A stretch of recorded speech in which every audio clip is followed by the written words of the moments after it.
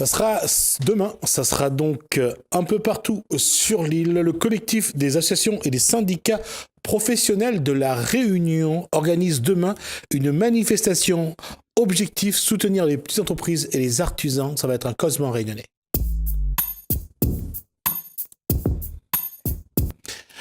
Bonsoir, messieurs. Alors, d'abord, monsieur Marc Lévite. Marc, j'allais dire entre une bêtise, mais finalement, j'ai oublié ce que j'allais dire. Bonsoir, Éric Marcelli, vice-président donc du CSAPR. Monsieur le président du CSAPR, Jean-François Maillot, bonsoir. La dame qui est là et qui attend le bâton et le fouet, c'est Josette Brosse. Bonsoir. Bonsoir. Et à ses côtés, Antoine je sais pas dire de bêtises, Antoine Fontaine. Bonsoir, également chef d'entreprise. Bonsoir à tous. J'allais dire, il y a quelque chose.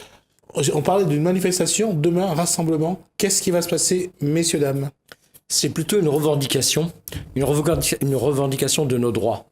Parce que nos droits, ils sont bafoués depuis des années par nos institutions, que ce soit la sécurité sociale, que ce soit la chambre de commerce, que ce soit la chambre de métier, mais aussi bafoués par nos élus.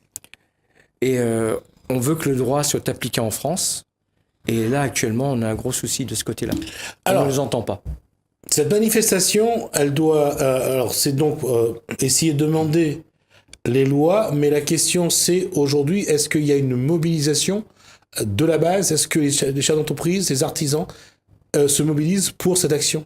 Et comment allez-vous faire entendre votre voix, Monsieur le Président? Il y a une communication déjà qu'on a fait depuis un bon moment, puisqu'on a décompté cette manifestation il y a déjà 59 jours, puisqu'on voulait que les gens soient prêts, les chefs d'entreprise soient prêts justement à cette mobilisation.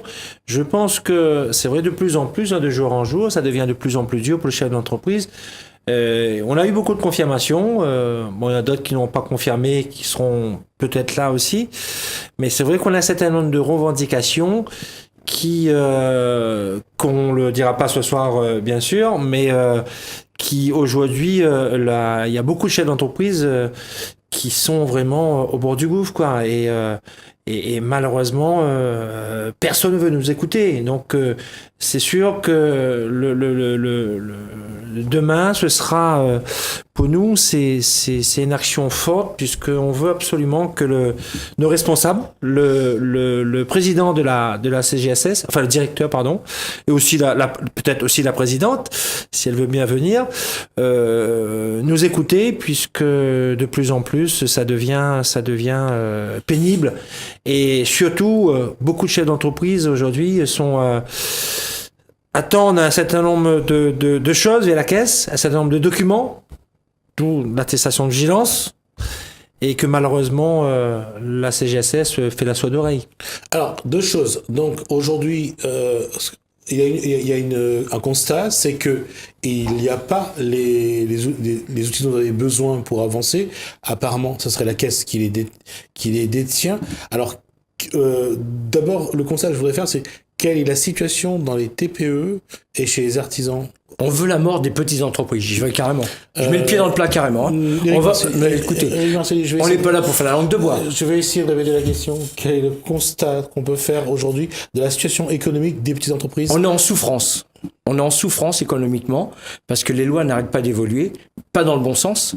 Et comme je vous dis, on veut la mort des petites entreprises. On fait la politique de la terre brûlée, d'accord, comme Napoléon a fait pour la campagne de Russie.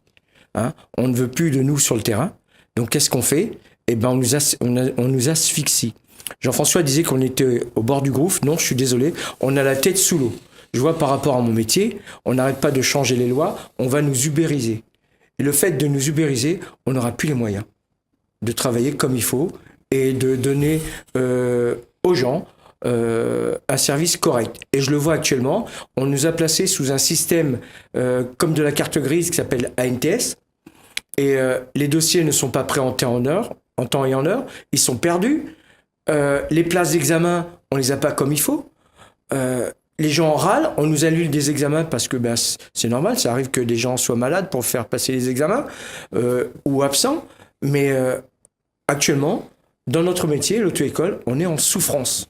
Antoine Fontaine, ce sont les mêmes problèmes qu'on rencontre c'est-à-dire qu'aujourd'hui, dans cette c'est activité. évident que aujourd'hui, il y a quand même une inflation de lois, il y a une inflation de normes administratives à respecter qui changent en plus, comme le disait à juste titre Eric, tous les 4 matins. Donc si bien qu'à un moment donné, on ne sait plus exactement quelle loi finalement on doit appliquer, notamment pour ce qui me concerne dans l'hygiène et la sécurité alimentaire. Et c'est clair que toutes ces normes qui sont mises en place ne sont pas adaptées aux TPE, PME. Elles sont des lois, ce sont des lois qui sont votées pour les grandes entreprises, qui leur permettent à elles effectivement de bénéficier de tout un tas d'avantages. Et puis derrière tout ça aussi, je pense que ces TPE, PME souffrent aussi de cette diminution des moyens dans les services publics. Tout ça étant même un peu lié dans ce système. Et donc c'est vrai que ça devient, on passe beaucoup de temps dans des démarches administratives dont on ne voit jamais la fin et qui nous enlèvent la possibilité finalement de consacrer du temps à réellement travailler. Avant qu'on revienne, on donne la parole à Josette Brosse pour parler un petit peu de ce qui va se passer, par exemple, au niveau des impôts. Marc Lewitt, dans l'immobilier, le problème est le même? Bon, je dirais que Prendre le micro. il est à peu près dans la même veine, mais bon, on est surtout des indépendants. En ce qui concerne les entreprises, c'est vrai qu'on souffre également. Mais ce qui est important de noter, je vais rebondir un peu sur ce que dit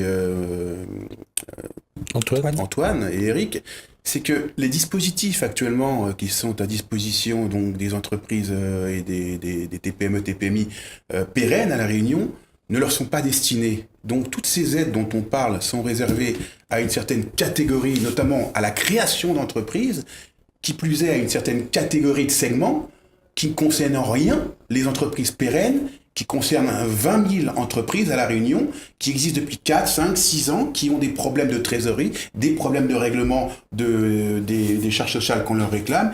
Le problème, il est véritablement là. On n'aide pas ceux qu'on devrait aider, qui ont prouvé qu'ils étaient viables, mais qui sont actuellement dans la panade, entre guillemets, et on crée tout un tas de dispositifs pour aider des créations d'entreprises qui, on le sait, avant 5 ans, que 60% donc n'existent plus.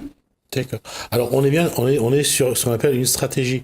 Et je vais poser la question à Josette Brosse, qui est donc un peu la 7-4 toujours, je peux pas dire des bêtises. La question est, Josette Brosse, c'est que est-ce qu'aujourd'hui, et on a parlé de banques, on a parlé de services publics, de moins en moins à disposition des entreprises pour les accompagner. Aujourd'hui, tout ce qui concerne la législation concernant les impôts, est-ce que les entreprises sont de plus en plus aussi, ont de moins en moins d'interlocuteurs, ont de moins en moins d'informations pour les aider dans leur démarche? Oui, et d'une part, vous avez le gouvernement qui veut diminuer le nombre de fonctionnaires, mais nous n'avons jamais été autant administrés par les fonctionnaires.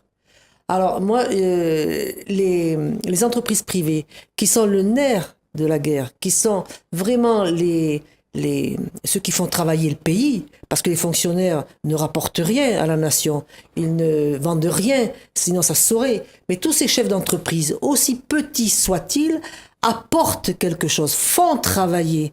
Et on est en train de les tuer parce qu'on met sans arrêt des marches nouvelles pour les asphyxier. Alors, moi, je veux bien de tout ce qu'on veut, mais à un moment donné, ces chefs d'entreprise qui sont commandés, gouvernés par des chefs de service d'administration qui ne savent même pas comment fonctionne une entreprise. Moi, je trouve ça, c'est scandaleux et c'est dommageable et c'est très dangereux pour l'avenir des entreprises. Alors justement, là-dessus, je vais vous poser une question à tous les 5. Le prélèvement à la source, pour vous, pour l'entreprise, on sait aussi que, par exemple, au niveau de l'URSSAF, c'est passé au prélèvement mensuel.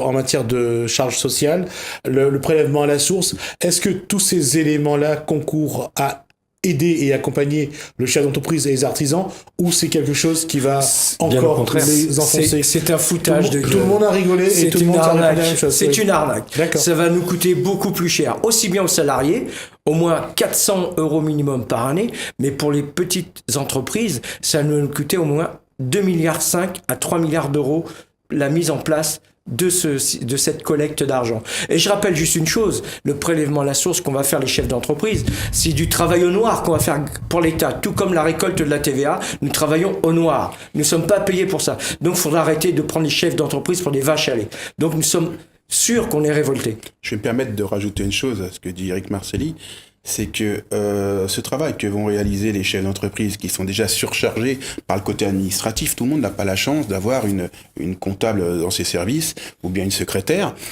Donc ces entrepreneurs qui vont devoir appliquer le paiement maintenant mensuel sont aussi pénalement et civilement responsables. C'est-à-dire que à partir du moment où ils ont reçu une pseudo-formation à la Chambre de commerce sur les nouvelles dispositions ou directives sur cet aspect-là, ils seront donc redevables en cas de manquement aux impôts. Il est là le problème également. Donc on veut bien aider, mais si en plus on est responsable sur nos deniers, comme le sont les anciens fermiers généraux, voire même les inspecteurs des impôts, je trouve que c'est fort de café. Alors, mais surtout, ça va engendrer un coût supplémentaire à la comptabilité du chef d'entreprise, parce que ce document, il faudra l'établir, même que ce soit fait par Internet, mais le comptable, au niveau de la comptabilité, c'est facturé. Non seulement c'est facturé, ce que je voulais surtout dire, que si on regarde plus ou moins l'évolution de l'administration au sein même de la gestion d'entreprise, les banques aujourd'hui, on n'a plus d'interlocuteurs. Généralement, quand ça passe pas, il y a toujours des sous qu'on prend sur le compte pour ce qu'on appelle pour l'intervention. Il y a également au niveau de l'URSSAF, maintenant c'est tous les mois, mais comme la trésorerie ne suit pas, il y a toujours les pénalités qui arrivent à chaque fois que la banque prélève bien sûr l'intervention et on paye la pénalité à l'URSSAF, les 10% supplémentaires. Aujourd'hui, avec les impôts à la source, ça veut dire que il faut avoir de l'argent sur le compte. Et là, ça va encore poser un problème, c'est-à-dire que s'il n'y a pas d'argent, il va y avoir la double peine. D'un côté, la banque va prendre de l'argent pour son intervention, et à côté, il y aura la pénalité pour l'entreprise parce que il y aura pas les sous, donc la pénalité donc parce qu'on n'aura pas payé. Est-ce que aujourd'hui, quand on regarde, que ce soit au niveau de l'URSSAF, au niveau de la banque, au niveau des impôts, est-ce que on n'a pas, je parle des petites entreprises, je parle des artisans. Est-ce qu'on leur donne vraiment les moyens pour exister? On a l'impression quand même que ça va de plus en plus mal pour eux. Je vous l'ai dit tout à l'heure. On fait tout pour nous faire disparaître. On fait tout. D'accord? Pourquoi? Parce qu'on veut mettre en place des multinationales qui vont tout gérer. On le voit bien tous les jours. Hein? Comment voulez-vous que, je vous parle même de notre système à nous, système auto-école, on veut faire disparaître les petites auto-écoles, gérées par une plateforme qui, elle, va donner du travail aux moniteurs d'auto-école indépendants à payer, puis qui seront payés avec des clopinettes. Ils devront fournir leur voiture, leur assurance et payer des clopinettes. Comment voulez-vous qu'on avance là-dedans? L'État français, qui était le pays de la liberté, la possibilité d'entreprendre comme les 30 Glorieuses, c'est fini en France. Si on revient en arrière, si on se rappelle ce que disait Georges Pompidou à l'époque, une phrase qui est restée... C'est d'emmerder les Français. Tout à fait. Tout à fait. Voilà. Et bravo. Et revenir sur une phrase lorsqu'on est en train d'instituer, on est en train de faire de la sécurité routière, en train de mettre les taxes... Rentière, monsieur Gismir Amoudou. Arrêtez de dire. Et c'est pas pour la sécurité des gens. Faut arrêter. Sur la sécurité routière, ce que disait Chirac à l'époque, c'est pareil, même problème. Arrêtez d'embêter les automobilistes. Utilisons les agents, les forces de l'ordre à faire autre chose que de toujours mettre la pression sur les automobilistes. Je pense qu'on peut pas faire l'économie d'une analyse qui préciserait que l'État se désengage de plus en plus, que ce soit des collectivités et plus ou moins bien administrées et des services privés. Donc moins d'État, mais toujours plus d'impôts et plus de normes. Là, c'est difficile de comprendre. Moins de fonctionnaires, moins d'État, plus de normes et plus d'impôts. Est-ce que quelque part, est-ce qu'on ne se rend pas compte aujourd'hui, et je ne sais pas si l'État, lui, se rend compte, mais en tout cas, la base, tout ce qui est, je dirais, les classes très moyennes, voire très moyennes, en tout cas, en subissent les conséquences, c'est que plus ça va, plus l'État prélève toujours sur les plus petits. On le voit avec l'augmentation de carburant. Vous n'êtes pas rendu compte... Pardon ? La CSG pour les retraités. Tout à fait. Mais je voulais parler de carburant. Pourquoi ? Parce que l'argent, la DGF que l'État réduit peu à peu, l'État le compense avec l'argent qu'il peut prendre sur la TVA, qu'il peut prendre sur l'octroi de mer, qu'il peut prendre également sur les carburants. On a j'allais dire, un arbitrage en termes de gestion économique qui est en train quand même de tuer. Ajouter à cela le millefeuille administratif du conseil régional qui est à l'initiative de l'augmentation donc du coût au litre du gasoil. On a d'un côté une augmentation qui est due à l'État, ensuite une nouvelle augmentation qui est due à la région. Jusqu'où vont-ils aller ? Alors, on va juste rappeler que donc en matière de taxes, la région prélève le FIRT, un peu plus de 200 millions chaque année, qui est réparti 120 millions, un peu plus ou moins pour la région, le reste pour le département et les collectivités. Et il y a la TSCC également, la taxe donc sur le carburant, qui vont dans les caisses des collectivités. La question aujourd'hui, quand on regarde, est-ce qu'il y a une porte de sortie ? Est-ce que on voit que l'observatoire des marchés publics aujourd'hui, qui a été à un moment donné, ce qu'on a montré en disant que c'était là, on va mieux attribuer les marchés publics. Quand on regarde aujourd'hui, est-ce que vous, les petits artisans, est-ce que les gros marchés ou l'allotissement, est-ce que ça vous a apporté quelque chose en matière de marché ? Mais absolument rien. L'allotissement, ça fait des années qu'on parle de l'allotissement. Sauf qu'aujourd'hui, la petite entreprise qui répond à un marché. Et il y a également la SBA qu'on a la stratégie de bon achat qui remplace le Small Business Act. Donc on le voit que on met en place des dispositifs, pour ne pas dire autre chose, des gadgets, et finalement, est-ce que les entreprises s'y retrouvent ? Comme le dit le président Macron à chaque fois, tout va bien. Oui, peut-être certaines entreprises, oui, mais pas les petites entreprises. Puisqu'aujourd'hui, quand on répond à un marché, si on est retenu, bien sûr, dans un premier temps, il faut fournir les attestations fiscales et sociales. Et on voit bien qu'aujourd'hui, 50% des entreprises ne peuvent pas obtenir ce document. Et aussi, il faut avoir de la trésorerie. Puisque si on n'a pas de trésorerie, on ne pourra pas répondre à ce marché. Donc automatiquement, on est écarté depuis le début. C'est vrai qu'on dit l'allotissement, on laisse les gens de répondre à ce marché, mais au final, on n'aura jamais ce marché. Ce sera toujours les plus grosses entreprises qui vont prendre ce marché. Donc non, les marchés publics n'apportent rien aux petites entreprises. Alors, je reviens à cette question que je vous ai posée au départ. Manifestation demain, rendez-vous pour vous pour aller voir pourquoi l'URSSAF, alors qu'il y a aussi les impôts, il y a également les banques, il y a aussi les collectivités, entre l'attribution des marchés publics, entre le paiement des factures, le contexte pour vous, pour les chefs d'entreprise, pour les TPE, pour les artisans, reste quand même très aléatoire.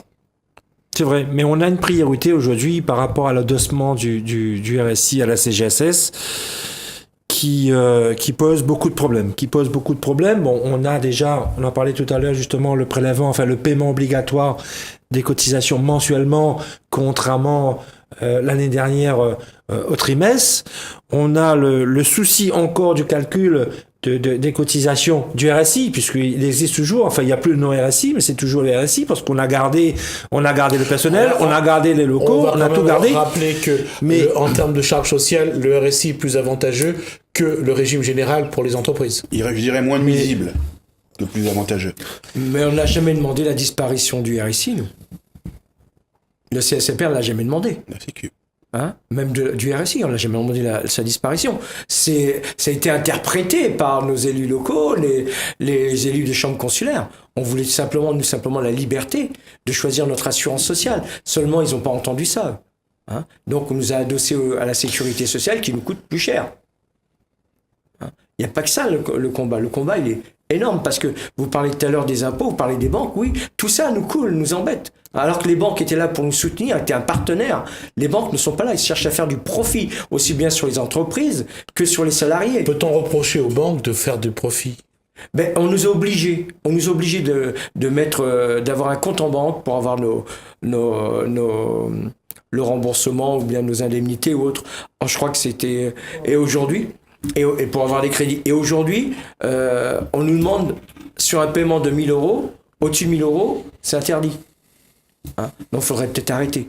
Les banques vivent grâce à nous. Donc, ces banquiers-là, qui se servent sur notre compte, sur le dos des pauvres. Je suis désolé, l'État-providence qu'on a créé aujourd'hui a rendu le peuple pauvre. On a créé une pauvreté de notre population, en leur donnant des miettes. Donc, à la rigueur, oui, prenez le micro. Le budget de fonctionnement de la sécurité sociale, il est de combien? 750 milliards à peu 56, près. fonctionnement, le budget, il est de 56%. Alors je pense qu'à un moment donné, la sécurité sociale, elle aussi, devrait se remettre en question. Parce qu'on ne peut pas taper toujours sur les mêmes et vivre, eux, sur un grand pied, comme ils ont l'habitude. Il faut qu'ils réduisent leurs frais, il faut regarder ce qui ne va pas à la sécurité sociale Ils vont aussi. avoir du mal à réduire leurs frais. C'est leur Ils problème. n'auront pas de vivre avec 1000 euros, ils n'arriveront pas. Demandez au président de la sécurité sociale de vivre avec 1000 euros. C'est Éric son Marcelli, problème. Il y a une chose qui est une réalité, et je vais reprendre ce que disait Éric Marcelli. Il est vrai qu'aujourd'hui, ceux qui donnent des leçons, ceux qui demandent aux autres de faire des efforts, eux mènent un beau train de vie. Et on le voit, les députés actuellement, il y a un député, je ne sais pas ce qui lui est passé par la tête, il est Oui. républicain, et lui, il trouve que Pas assez payé. 5 800 € par mois, c'est pas suffisant pour un député. Ils ont été pour augmentés de vivre. 20%. Ils se sont augmentés une hausse de 20% il n'y a pas longtemps. Non, Mais Jean-François Maillot, je crois qu'il recherche un ouvrier pour faire de la maçonnerie, pourrait venir bosser pour Jean-François. Marcelli, s'il vous plaît, je vous Ah non, mais je Éric deviens Marcelli, cynique à force. Je voudrais finir mon explication. Et là, je vais me tourner vers Antoine Fontaine, parce que lui, il connaît. Un député a 5 800 € net de salaire, normalement, mais il a aussi 5 800 € de représentation. Oui, c'est même un peu plus que ça. L'enveloppe liée à l'indemnité de représentation, je crois que c'est aux alentours de 7 000 €. Ce qui lui fait vraiment un très beau salaire à la fin un très beau salaire à la fin du mois. C'est tout à fait. Rajouter à cela aussi l'enveloppe pour régler les collaborateurs parlementaires. Donc toutes ces enveloppes se Globalement, ça fait mutualisent. 25 000 € je crois, par Voilà. mois qu'il a. Toutes ces enveloppes se mutualisent. Ouais. Donc Le c'est vrai pauvre. que toutes ces personnes ont beau jeu de rappeler Alors, on qu'il va faut juste serrer la rappeler que- ceinture. Sauf que certains élus, et pas si longtemps que ça, se payaient leur permanence avec l'argent de l'enveloppe qu'ils avaient à leur nom, et ils sont devenus propriétaires avec l'argent que nous leur avons donné. Ça s'appelle du vol. Ça s'appelle du vol. C'est de la bien sociale. Oui, c'est du exactement. vol. Oui, Pour moi, c'est ce que je c'est pense. du vol. Ce qui se passait, c'est Voilà. qu'ils achetaient leur permanence, tant qu'ils étaient députés, avec leur indemnité de représentation, et à l'issue de leur mandat, revendaient leur permanence avec une plus-value en plus, à leur nom. Donc, ils utilisaient l'argent public. 2, ils faisaient fructifier pour gagner un peu plus d'argent. Mais je voulais juste faire un aparté rapide avec Monsieur Marcelli sur ces gens dont vous parlez qui effectivement exacerbent la solidarité et qui sont finalement toujours ceux qui la pratiquent le moins. En l'espèce, actuellement, à la Réunion, ceux qui sont astreints à pratiquer le plus la solidarité, ce sont les chefs d'entreprise et ce sont les petits entrepreneurs. Actuellement, vous regardez, on a fait paraître les salaires donc des cadres de la CGSS notamment. Faut savoir qu'un directeur de la CGSS en France gagne à peu près entre 130 et 140 000 € par an, ce qui veut dire à peu près 10 à 11 000 € par mois. Je ne compte pas non plus quand ils créent des sociétés ou des groupements d'intérêt économiques qui peuvent en même temps leur permettre d'obtenir donc d'autres rémunérations. Ce sera à vérifier. Voilà. Alors, je voulais revenir là-dessus. Effectivement, c'est donc quand on regarde le train de vie de ceux qui demandent toujours aux autres de payer, quand on regarde ce que les plus modestes doivent payer pour que ceux qui sont au-dessus puissent vivre vraiment grand train de vie, il y a quand même une injustice, et j'ai pas osé dire une insulte à ceux qui travaillent, parce qu'il y a ceux qui travaillent et qui vraiment se donnent. Alors, qu'est-ce qu'il faudrait faire aujourd'hui pour que la base, pour que ceux qui ont du mal déjà à avoir ne serait-ce qu'un SMIC par mois puissent faire, et ça c'est aussi la démarche, c'est dans la démarche, je pense, que vous allez expliquer, que peuvent faire les chefs d'entreprise aujourd'hui pour que on puisse les entendre et on puisse leur laisser un peu de quoi respirer non pas de les étouffer, comme on le fait actuellement?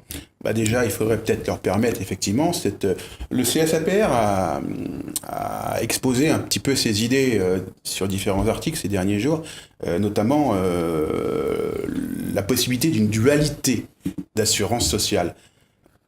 Le CSAPR n'est pas contre la sécurité sociale, bien au contraire. Il peut exister une sécurité sociale nationale gérée par l'État, ce qui n'est pas le cas actuellement, puisque la sécurité sociale, c'est un agglomérat de petites sociétés privées ou de grosses sociétés financières qui fait du profit, enfin qui récolte de l'argent et qui ensuite crée des caisses en accord avec une mission de service public.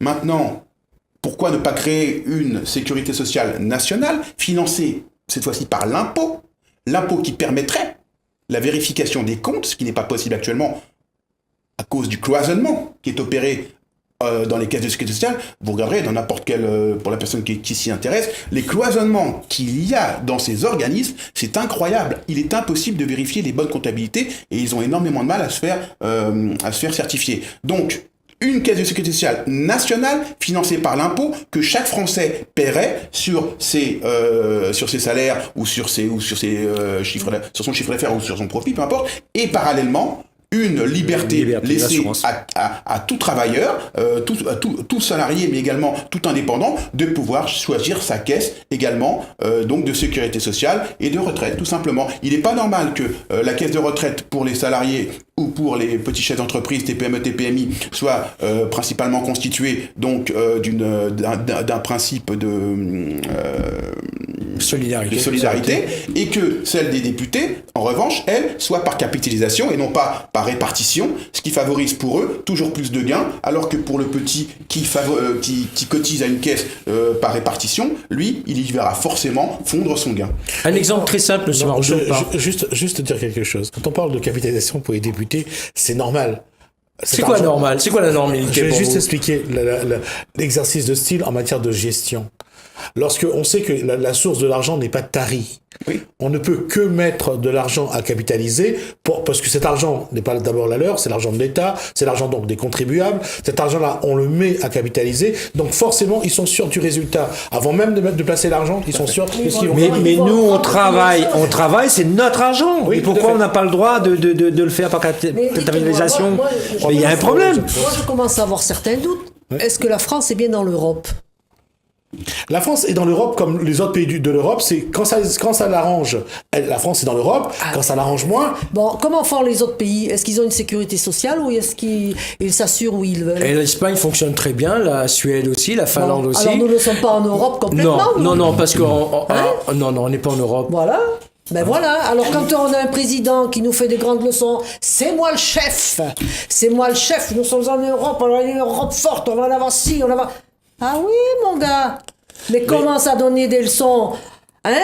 Ce qui est intéressant, puisque le Brexit a été conclu, enfin, a été voté, c'est que à ce niveau-là, les Britanniques, eux, ont un système social qui correspond à ce que vous dites. Oui, exactement. Oui, parce que ça a permis de relancer l'économie. Hein, les Pays-Bas aussi ont ce système social qui fonctionne très bien, la Slovénie aussi, la Suède aussi. Ça a permis de relancer l'économie. 30 à 40% de plus pour les salariés, pour les entreprises, pour investir. Ça relance l'économie. Seulement la France, nous, la seule économie qu'on doit relancer, c'est l'économie de nos élus. Ils en ont besoin.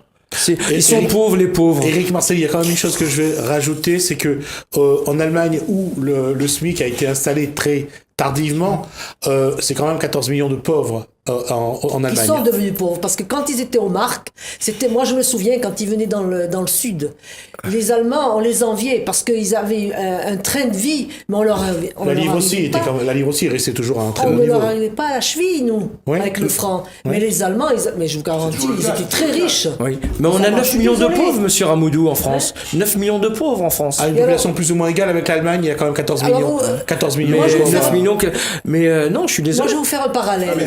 Ce qu'il faut voir, c'est d'un point de vue éthique.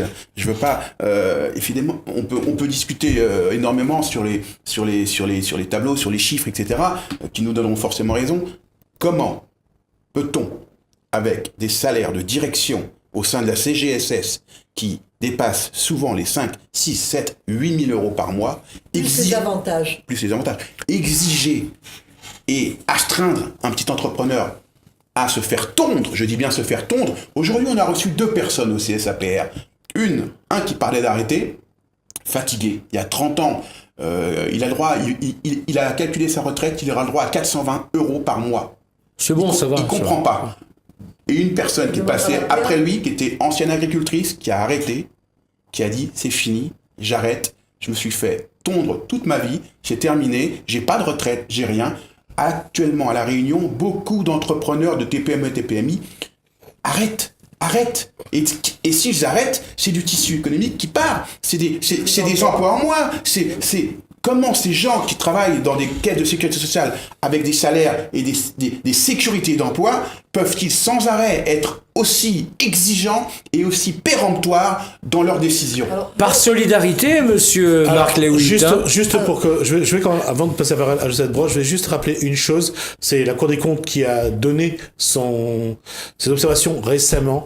La Cour des comptes a regretté que l'État, qui demande des efforts aux autres, n'applique pas à lui-même la rigueur de gestion. Mais c'est juste facultatif, c'est juste un avis, c'est tout. Non, c'est un avis. C'est mais, tout, hein, mais j'en ça tiens pas montre compte. bien. Non, c'est juste pour dire que c'est une réalité et qu'au plus haut sommet de l'État, On se fout bien de notre gueule. Exactement. D'accord avec toi. Bien sûr. Moi, je retrouve là actuellement, parce que j'ai quand même un certain âge, je retrouve actuellement ce que nous avions avant 68. Je retrouve le même schéma. Les gens ne sont plus sûrs, ils sont plus sûrs d'eux. On enlève tout espoir aux gens d'aller de l'avant. On enlève tout. Et eux, ils ne voient que dire il faut travailler. Bientôt, on va se retrouver comme on était avant 68. Les gens vont se louer à l'heure. Moi, je vois ça comme ça. Hein. Les gens vont aller pour c'est pour peut-être 10 le heures. nouveau système économique que veut C'est le avant patronat. Mais c'était pour avant pouvoir... 68, ça. Les gens se louaient à l'heure, ils passaient de ferme en ferme, ils disaient bon, vous avez besoin de quelqu'un, oui, ben, j'ai besoin pour 2 heures, allez ramasser ça. c'est ce qu'on appelle. On va retrouver ça. C'est ce qu'on appelle la flexibilité de l'emploi. Oui, mais enfin. C'est sécurité, ouais. C'est vrai. Et la flexibilité des élus, elle va où, elle? Alors justement, en parlant de flexibilité des élus, on fait bien de rebondir là-dessus. Ça rentre, c'est un petit peu hors sujet, mais bon, ça peut y participer. J'écoutais justement la future candidature de M. Valls pour Barcelone. Ah. Oui, j'ai Et entendu. j'écoutais le journaliste qui était très européen. Il va signer au Barça. Oui, non. Non, c'est tellement facile. Non. Pied droit, pied gauche. Qui se présente à la mairie de Barcelone. Donc, Non, le journaliste qui disait, je ne citerai pas la station, hein, une station nationale, qui disait, puisque on lui rétorquait le cumul des mandats, qui disait mais enfin, c'est l'Europe, c'est un exemple à suivre. Donc, possibilité pour un élu de cumuler, alors qu'en France on a combattu contre le cumul des mandats. C'était un vain combat, puisque ça continue. À La Réunion, on a des champions de toutes catégories, notamment dans le Sud.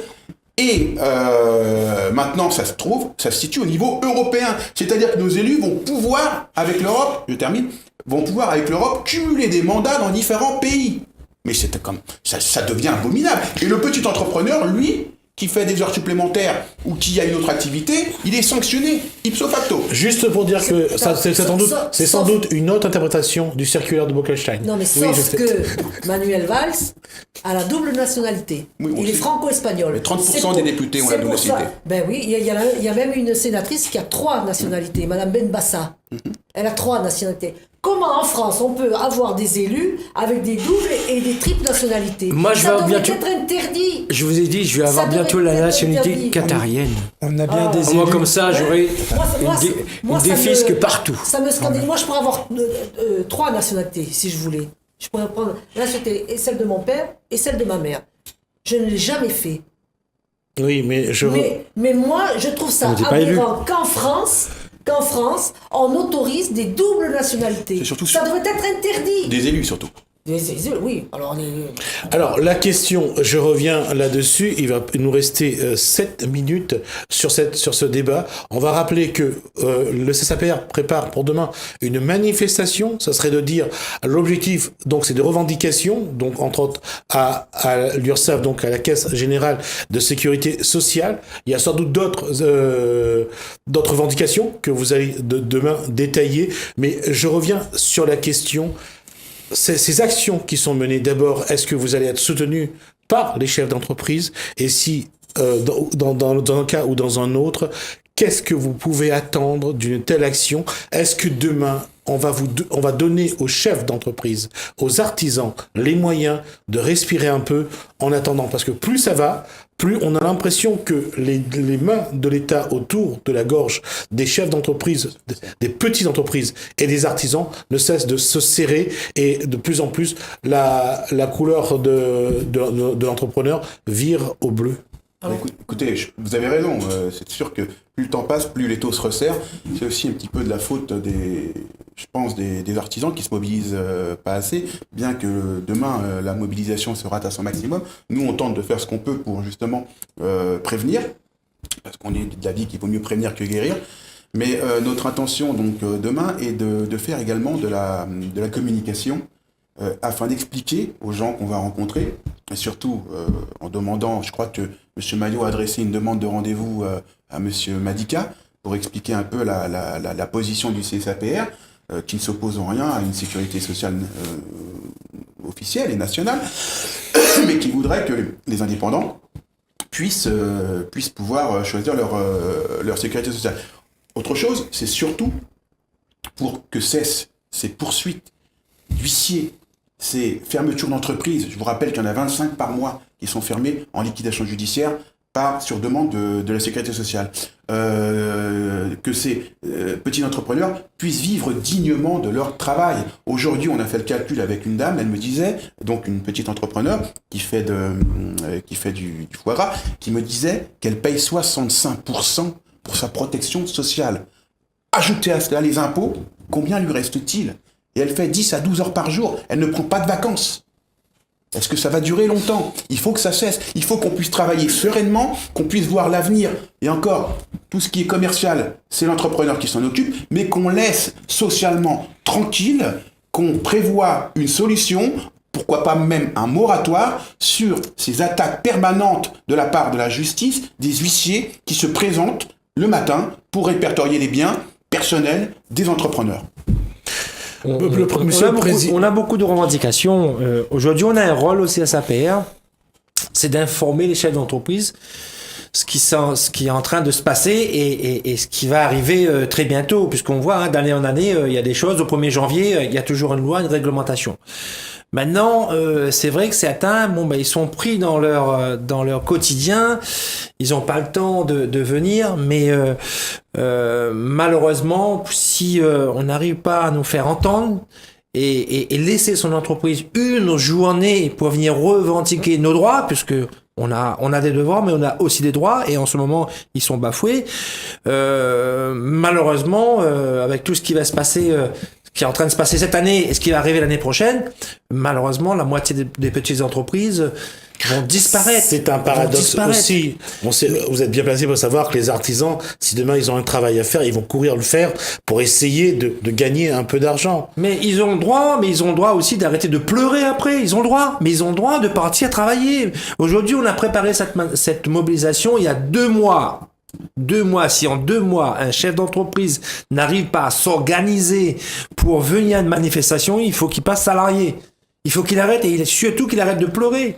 Aussi bien sur la radio que sur Facebook. Aussi bien sur la radio que sur Facebook. Facebook. Entendre, ça sert à rien. Parce que c'est vrai que nous, ça fait un moment qu'on est sur Facebook. Bon, on voit beaucoup de j'aime, mais est-ce qu'ils ont compris l'intérêt de cette mobilisation? Je ne sais pas. Donc on verra demain.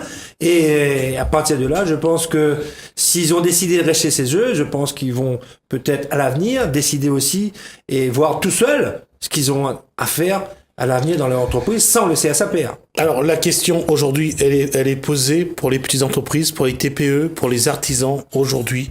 Qu'est-ce qu'on peut attendre dans ce contexte-là? Est-ce qu'il y a déjà un bout du tunnel?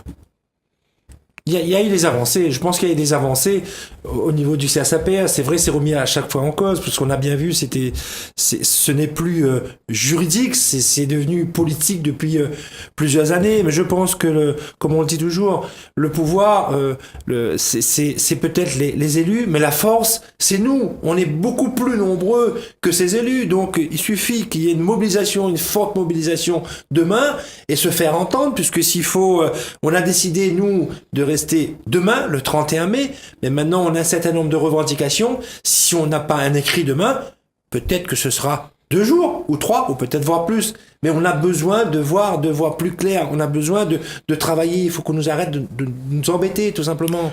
Entendre, ils vont peut-être nous entendre, ça c'est sûr. Mais je veux que ça passe à l'action derrière. Ça suffit pas de dire oui, je vous ai entendu, comme a dit le général de Gaulle qu'on a parlé tout à l'heure. Je vous ai compris, mais on veut de l'action derrière.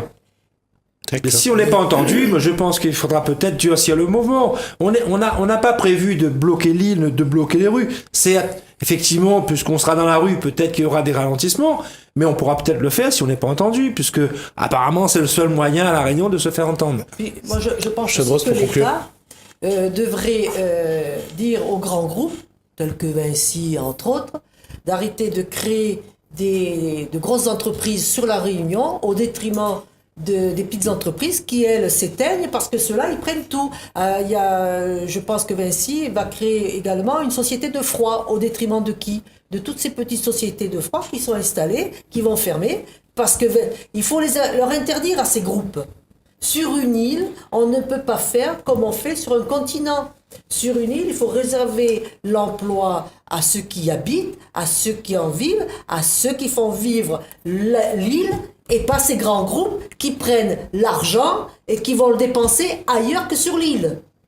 À un moment donné, il faut que ces grands groupes se battent la coulpe et qu'ils arrêtent, parce que plus ils sont gros, plus ils en veulent. Alors, ou à un moment donné, il faudra leur couper des têtes. Merci Josette Brosse, merci Marc Lévy, merci Eric Marcelli, merci Antoine Fontaine. Moi, je voulais mettre ça, j'avais promis à mes On le fera tout à l'heure. Également, merci donc au président du SAPR, Jean-François Maillot. On arrête là le débat de ce soir. On verra, ça donnera demain. En tout cas, on sera dessus. On verra un petit peu comment les chefs de TPE, les artisans réagissent et essayent aussi de se battre pour leur avenir. Merci à vous tous de nous avoir suivis.